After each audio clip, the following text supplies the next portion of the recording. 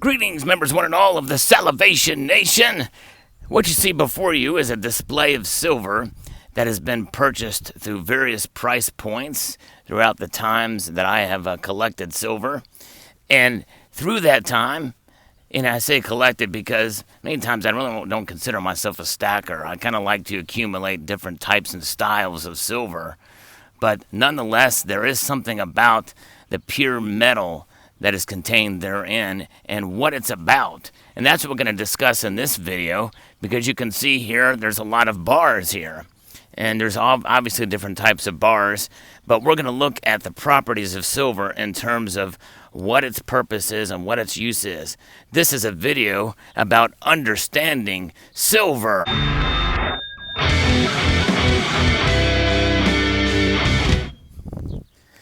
Yeah, so what you see here, for the most part, is the types of silver that I have purchased back when it was much less in price than it is now.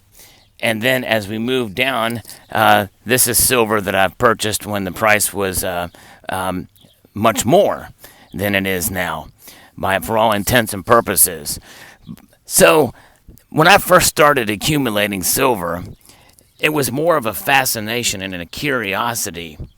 It was back during a time when silver was not really talked about, at least among many folks out there. There wasn't that presence on the internet where people could really discuss precious metals in the way that we can today. You know, here with social media, there's so many different ways and facets and avenues from which we can showcase, discuss, and criticize precious metals in general. And I like the critical thinking aspect of being able to discuss these precious metals. I feel since I've started this channel, very, very blessed to come across many different viewpoints on this metal in particular. You know, when I first started this channel, there was something to be said about the concept of the silver community.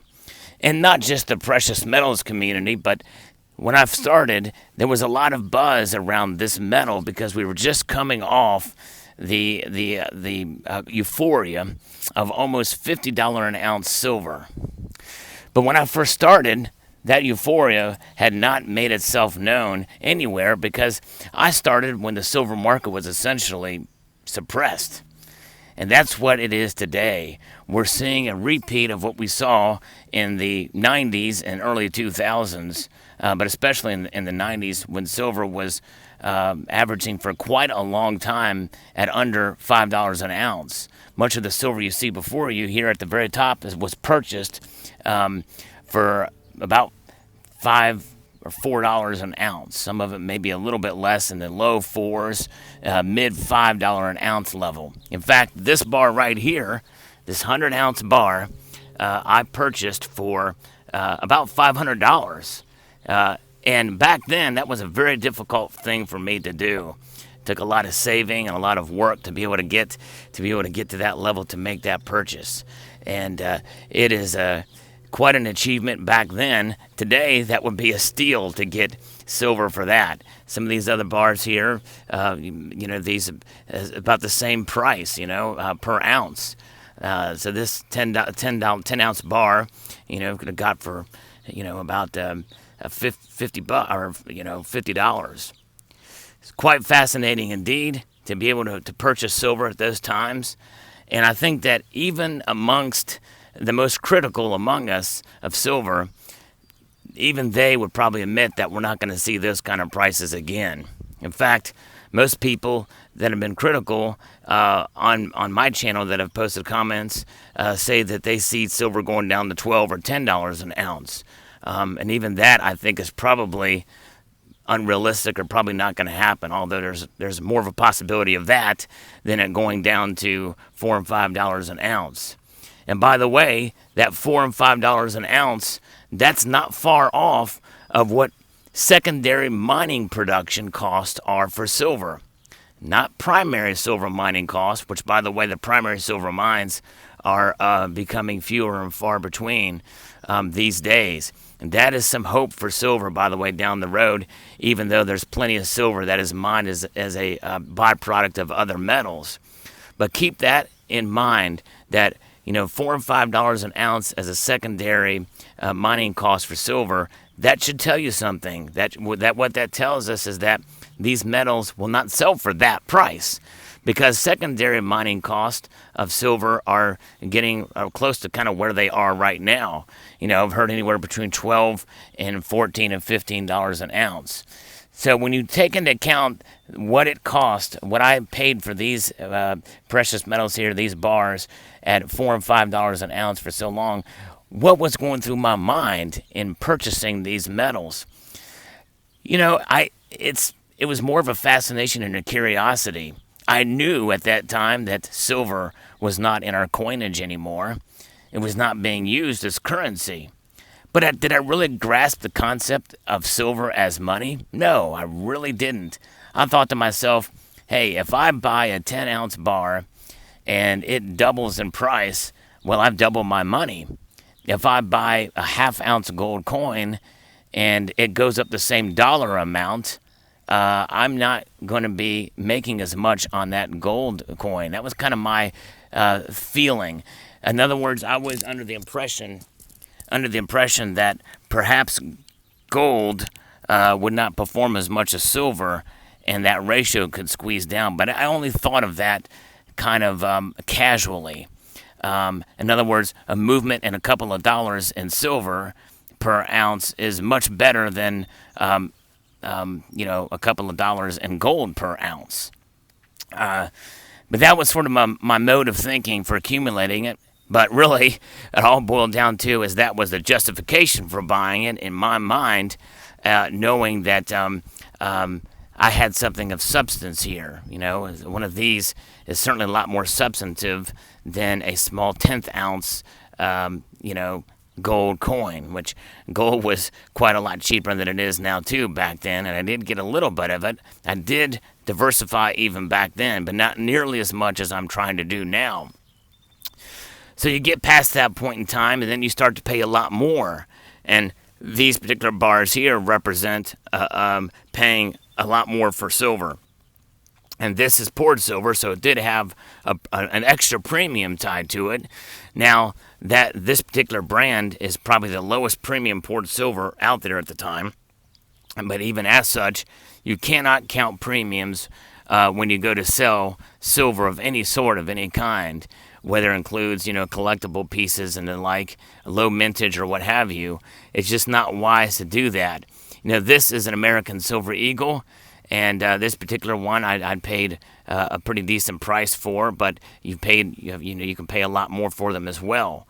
So when you have poured pieces as such, or silver that you paid a lot more for in time, how does it feel when you go from paying $4 and $5 an ounce for silver, and then it moves up to the high 40s? You feel pretty good. But what happens when you pay a high dollar like this particular piece? I think I paid $30 an ounce for. So what happens when you pay that much for it and then it tanks to less than half of that in cost?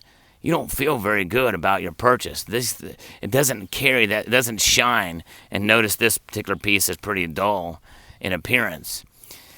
And so how do you reckon that? And how do you deal with that particular time, that particular loss in dollar amount? Well, it's a tough pill to swallow for some people. For me, I have no problem with it because, number one, I'm not selling it. That doesn't help the person who feels literally, and some people do feel literally betrayed by it. But what are they being betrayed by? I think they're being betrayed by maybe false information or a false understanding of silver. And that's what this video is about, understanding silver. Silver is not there to make us money.